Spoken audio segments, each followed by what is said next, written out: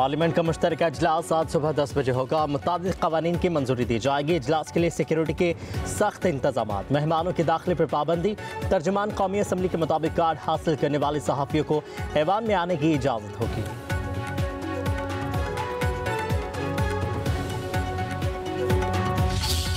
खान साहब ने दो अल्फाज में कहा कि हुकूमत ऐलान नहीं करती और अभी तक ऐलान नहीं किया। हमारी तो बड़ी ख्वाहिश थी कि मुज़ाकरात हो और मुज़ाकरात आगे चले, लेकिन शायद सियासी इख्तिलाफात की जो ठंडक है वो इतनी ज़्यादा है जिससे बर्फ़ पिघल नहीं रही। अफसोस की बात है हुकूमत की तरफ से आज तक कोई अनाउंसमेंट नहीं हुआ, लिहाजा खान साहब ने मुज़ाकरात कॉल ऑफ कर लिए।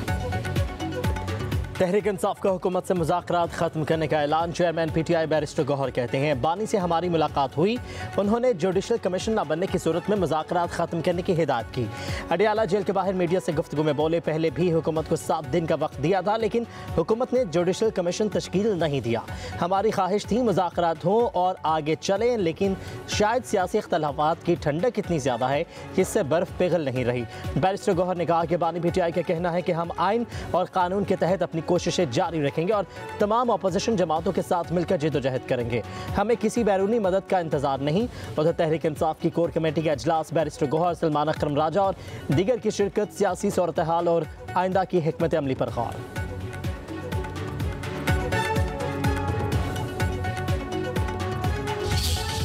जो कि इस वक्त तक नहीं हुआ तो वो मुज़ाकरात के सिलसिले को ख़त्म कर रहे हैं। उन्होंने ये भी कहा है कि वो ये बात अपने लीडर जो अडियाला जेल के अंदर बंद हैं उनके ईमा पे या उनके हुक्म पे ये कर रहे हैं। मुज़ाकरात का ये अमल उनकी पेशरफ्त पे शुरू हुआ था।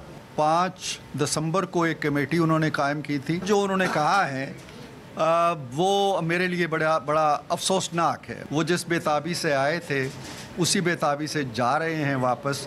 हम उन्हें कहते हैं कि अभी ना जाएं, कुछ दिन ठहर जाएं। हम तो 28 दिन की तारीख दे चुके हैं स्पीकर साहब को। मुज़ाकरात ख़त्म करना अफसोसनाक है, पीटीआई फैसले पर नज़रसानी करे। पीटीआई के मुतालिबात पर संजीदगी से मशावरत जारी है। जुडिशल कमीशन से मुतालिक कोई फैसला नहीं किया गया। हुकूमती मुज़ाकराती कमेटी के तर्जमान सेनेटर इरफान सदीकी कहते हैं, अपोजिशन ने तहरीरी मुतालिबात देने में 42 दिन लगाए। ये लोग जिस बेताबी से मुज़ाकरात के लिए आए उसी तरह वापस चले गए। हम जवाब के लिए 28 जनवरी की तारीख स्पीकर को दे चुके हैं। हमारी कमेटी आज भी कायम है। ये मुज़ाकरात ख़त्म करने से पहले हमारा जवाब तो ले लेते। हमने कब कहा है कि जुडिशल कमीशन बन ही नहीं सकता। पीटीआई मुज़ाकरात ख़त्म करना चाहती है तो लिख कर दे। हालांकि हमारे लीडर से भी मुखलिस नहीं है। ये लोग बाहर फिर रहे हैं या अंदर जो शोर मचाते हैं। जुडिशल कमीशन का एक्सक्यूज़ बना के उन्होंने मुज़ाकरात का खात्मा किया है। ये एक्सक्यूज़ ही जो है इसके बेसिस ही कोई नहीं है। अली अमीन गंडापुर बार बार कह रहे हैं कि हमारे लोग गुमराह हो गए, यानी उन्होंने इतराफ़ जुर्म जो है वो किया है लेकिन उसको गुमराही पे डाल दिया। किस चीज़ का जुडिशल कमीशन बनाना है ये मुझे कोई बताए। मुज़ाकरात से इनकार की कोई बुनियाद नहीं। ये किस चीज़ का जुडिशल कमीशन चाहते हैं? मुज़ाकरात करने वालों को पता था कि उसका कोई नतीजा नहीं निकलना। वज़ीर दिफ़ा ख्वाजा आसिफ का कहना है कि पीटीआई वाले अपने लीडर से मुखलिस नहीं। जिन्हें सजाएं हुई उन्होंने एतराफ़ जुर्म किया। अली अमीन गंडापुर ने एतराफ़ किया कि उनके लोग गुमराह हुए।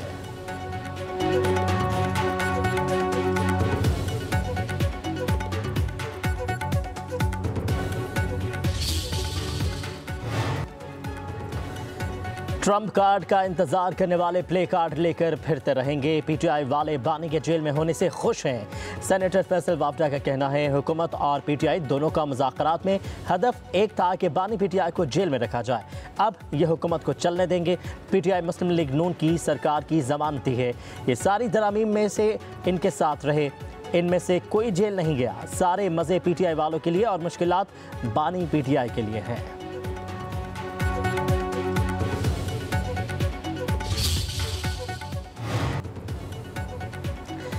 पीपल्स पार्टी समझती है कि हुकूमत और तहरीक इंसाफ के दरमियान मुज़ाकरात होने चाहिए। वज़ीर इत्तलात सिंध शर्जील इनाम एमन की कराची में मीडिया से गुफ्तगू, कहा कि पाकिस्तान के हर मसले का हल मुज़ाकरात में है। पीटीआई रहनुमा और उनके बानी को वारदातों का हिसाब देना होगा। 9 मई को GHQ पर हमला होता है, शोहदा के मुजस्मे गिराए जाते हैं। बानी पीटीआई ने लोगों से कहा था कि वो गिरफ्तार हुए तो ये सब करना है। तहरीक इंसाफ ने बानी की गिरफ्तारी पर पूरे मुल्क को आग लगा दी। जब जेल में सजा हुई तो बानी के लिए एक शख्स भी बाहर नहीं निकला। अगर वो बेगुनाह हैं तो अदालतें इन्हें आज़ाद करेंगी।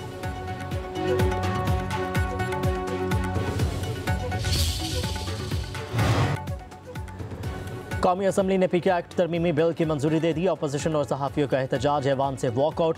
JUI की भी बिल की मुखालफत। बिल के तहत झूठी खबर फैलाने वालों को 3 साल कैद या 20 लाख रुपए जुर्माना होगा। Social media protection and regulatory authority social media platforms की रजिस्ट्रेशन और रजिस्ट्रेशन की मनसूखी, मयारात के तयन की मजाज होगी। सोशल मीडिया के प्लेटफॉर्म की सहूलतकारी के साथ सार्फिन के तहफ़्फ़ुज़ और हक़ूक़ को यकीनी बनाएगी। सोशल मीडिया पर गैर कानूनी सरगर्मियों का मुतासरा फ़र्द 24 घंटे में अथॉरिटी को दरख्वास्त देने का पाबंद होगा। वफाकी हुकूमत सोशल मीडिया प्रोटेक्शन ट्रिब्यूनल्स कायम करेगी। ट्रिब्यूनल का चेयरमैन हाईकोर्ट का साबिक जज होगा। सहाफ़ी सॉफ्टवेयर इंजीनियर्स भी ट्रिब्यूनल का हिस्सा होंगे। सहाफ़ी तंजीमों की ज्वाइंट एक्शन कमेटी ने पीके एक्ट में तरमीम का बिल मुस्तरद कर दिया। Pakistan federal union of journalist का तहरीक चलाने का ऐलान।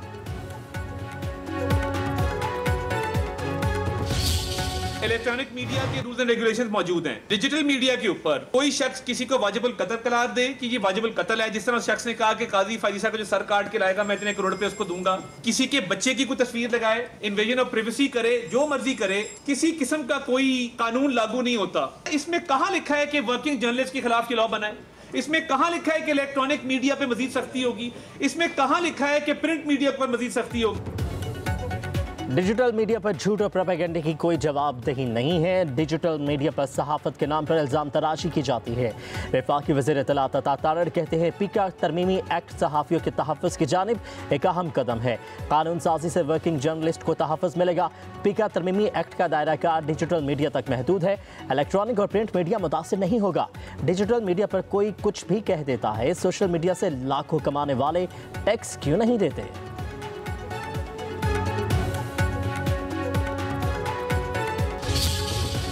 सबसे पहले आपको बात करनी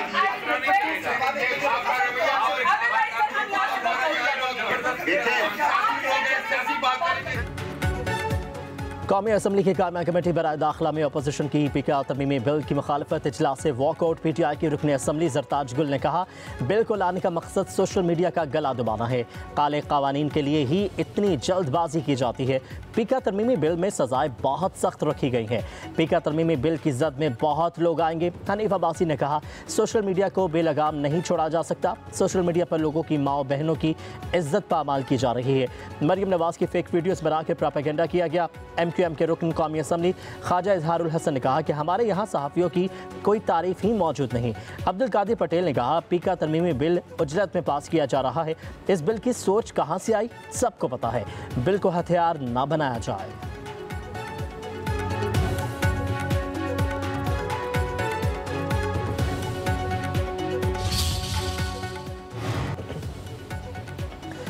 पाकिस्तान के डिफ़ॉल्ट के ख्वाब देखने वाला मुल्क दुश्मन मखसूस टोला बार बार इस्लामाबाद पर चढ़ाई की कोशिश करता है। ऐसे अनासर को पाकिस्तान का मुआशी इस्तेहकाम और तरक्की हज़म करना मुश्किल हो रहा है। वज़ीर आज़म शहबाज शरीफ की पाकिस्तान ब्रॉडकास्टर्स एसोसिएशन के वफ़द से मुलाकात में गुफ्तगू। कहा कि मुल्क में महंगाई और शराई सूद में खातिर खा कमी का सहरा मुआशी टीम की मेहनत को जाता है। बरामदात में इजाफा, सनती और ज़राई शोबे की तरक्की हुकूमत की कारोबार दोस्त पॉलिसीज़ की बदौलत हासिल हो रही है। FBI की मुकम्मल डिजिटाइजेशन पर काम तेज़ी से जारी है।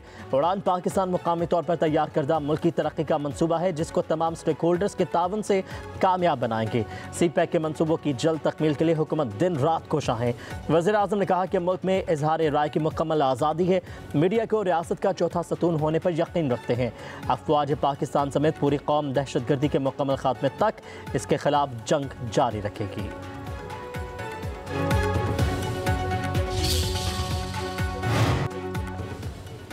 हुकूमत इत्तेहादियों से मशावरत के बगैर फैसले करके अपने लिए मुश्किलात पैदा कर रही है।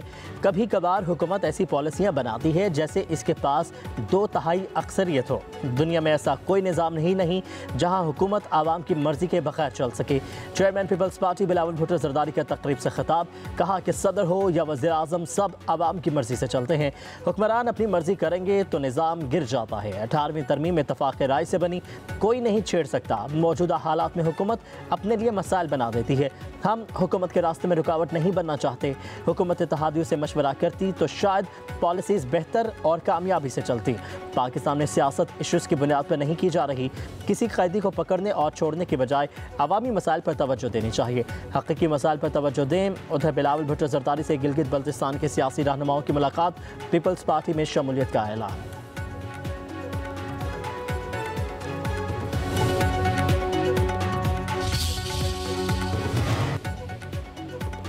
वज़ीर दिफा ख्वाजा आसिफ और पीपल्स पार्टी के chairman Bilawal Bhutto Zardari high power selection board के मेंबर्स तैनात, गजट नोटिफिकेशन जारी कर दिया गया। हाई पावर बोर्ड में पहली मरतबा सियासी शख्सियात की तैनाती की गई। वज़ीर आज़म, सेक्रेटरी काबीना, सेक्रेटरी इस्टेब्लिशमेंट, प्रिंसिपल सेक्रेटरी और मुतल्लिका वजारत का सेक्रेटरी बोर्ड के मेंबर हैं। High power selection board grade 21 और 22 में तैनाती और प्रमोशन का फैसला करता है।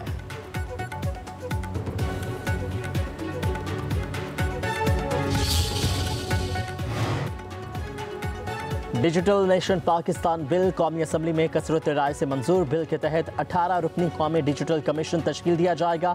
सदारत वज़ीर आज़म पाकिस्तान करेंगे। चारों सूबों के वज़राए आला, विफाकी वज़रा, chairman FBI, chairman NADRA, chairman PTA, chairman SECP, governor state bank commission का हिस्सा होंगे। कमीशन कौमी डिजिटल मास्टर प्लान और इस पर अमल दरामद की मंजूरी देगा। कमीशन हुकूमती सतह पर डिजिटल ट्रांसफॉर्मेशन के लिए राबताकारी का फरीज़ा अंजाम देगा। बिल के तहत पाकिस्तान डिजिटल अथॉरिटी का क़याम अमल में लाया जाएगा। 3 रुकनी अथॉरिटी के चेयरमैन की नामजदगी वज़ीर आज़म पाकिस्तान करेंगे। अथॉरिटी की कारकर्दगी के जायजे के लिए स्ट्रेटेजिक ओवरसाइट कमेटी कायम की जाएगी। मुतल्लिका वफाकी वज़ीर कमेटी के चेयरमैन होंगे।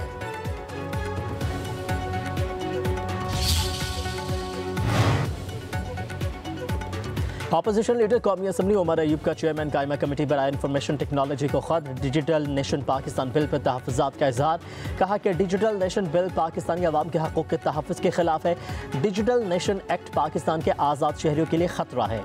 आज़ादी सहाफ़त और शहरी आज़ादी के ऊपर यह बिल बड़ा कदकन है। पाकिस्तान में इंटरनेट की बंदिश होती रही है जिससे पाकिस्तान को नुकसान हुआ है।